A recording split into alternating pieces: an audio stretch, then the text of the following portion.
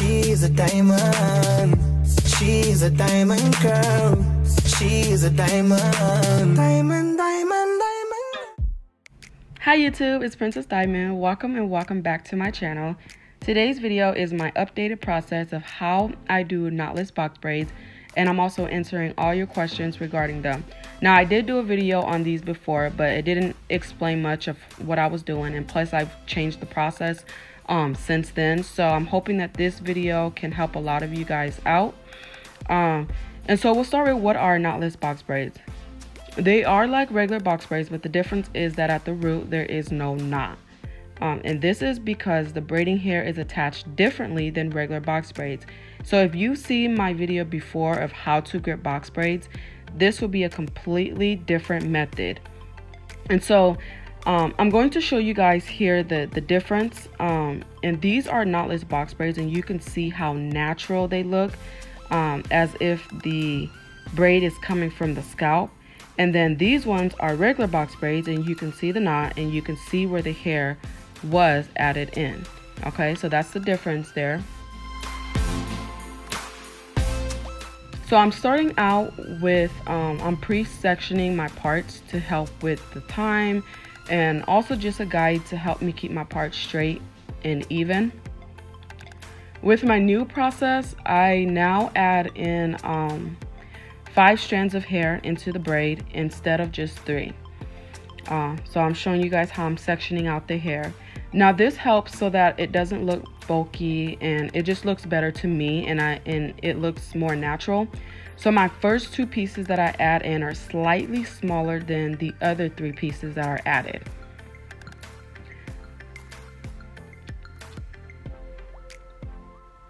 So when starting the braid, I split the hair in 3. I do not braid before adding in a strand of hair, and I've noticed how some people do. I've tried it myself and I just don't like the way it looks. So I just grip my 3 pieces, and then I will add my first strand between my index finger and my thumb. Okay, that's simple. And then I will do a regular braid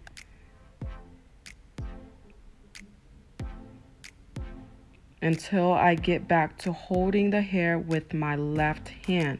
When I'm holding it with my left hand, then I will add in my second strand, and again adding in between my index finger and my thumb and gripping it, and then I'm doing another braid until I am again back to my left hand. And then I just repeat that for the 3rd, 4th, and 5th strand of hair. Okay, so that's the 3rd.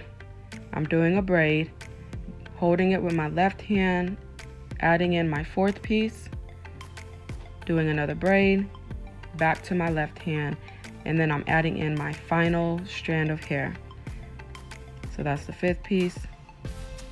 All right, so then once I've added my 5 pieces, then I will just braid regularly all the way through. These braids, we did them extra long, so I did add in some hair towards the bottom. That was only to give it extra length. Other than that, I don't need to add any more pieces. I'm gonna do this a couple more times for you guys to see, and while I'm showing that, I'm gonna get into the pros. So why do people prefer or why should you do knotless box braids? Or one of the pros is that it is little to no tension. Once you have once your braids are done, you're able to put your braids into a ponytail. You can put it into a bun, you can move it around without having it hurt, you know, without any issues. So the knotless box braids are a lot less tension to your hair. With less tension, another pro is that it causes less breakage. Okay, and then also because there's not that knot there at the root, there's not so much buildup. If you get box braids a lot, you know what I'm talking about. Like after a while, when you're ready to take out your hair, there's a whole bunch of buildup there. And when you're taking down your braids, you know, you can see that breakage right there from the root. And so the knotless box braids reduces that a little. And then another pro is that it is lightweight. There's not as much hair that's being added as there is with regular box braids. And so I know that's an issue for some people. They don't like getting box braids because, you know, it basically adds about 5 additional pounds to your scale, you know. So there are the pros. Some cons of knotless box braids is that the process is longer. If you're the type that does not like sitting for, you know, for long periods of time to get your braids, then you're going to hate getting knotless box braids, because it is a process. It does take longer than regular box braids. I believe with this we took about, I would say, almost 9 hours, and that was because of the size, and again also because of the length. We did do them extra long.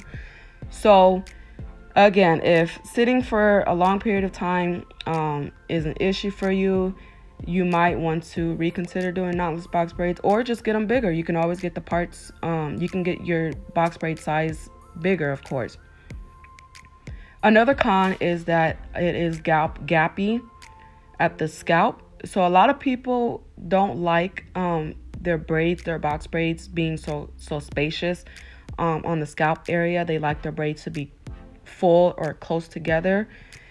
I don't mind the gappy look. I actually like it. I like the way it looks, and I prefer it looking like that and have it be lightweight, light tension, less breakage. You know, it's seeing that this is a protective style than to have it be too full and heavy.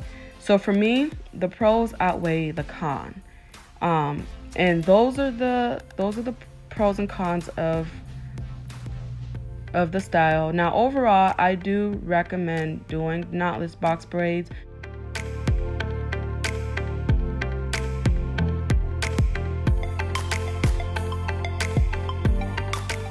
This style on myself for the first time this year, and I was supposed to record it and get it posted, and just never did. So I apologize for that. Hopefully maybe if I do them again, I'll be able to record myself doing them so you guys can see how I do them on myself.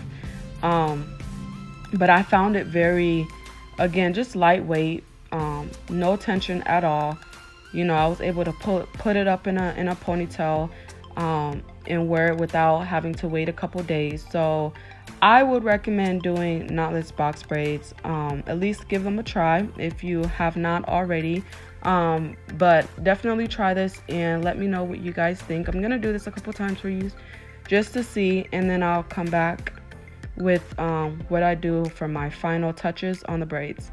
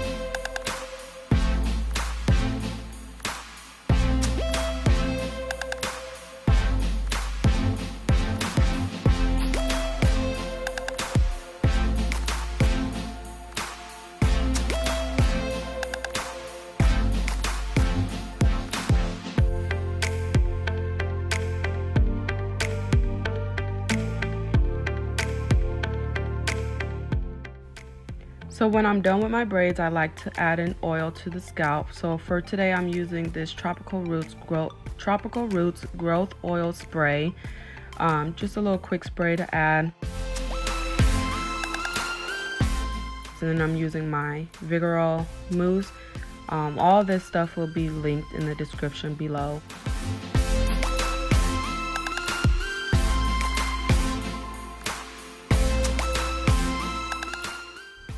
What I didn't show on camera was me dipping the ends in hot water. And so after I've done that, this is the result. I love them. You'll see me move the hair around. You'll see me put it up, just to show you guys, you know, just how easy it is, just how less tension it is, and I love it. I hope you guys enjoyed the video. If you did, please be sure to give me a like. Be sure to subscribe to the channel, show some love, leave a comment in the comments below, and you guys be blessed, be protected, and filled with love and peace. Bye.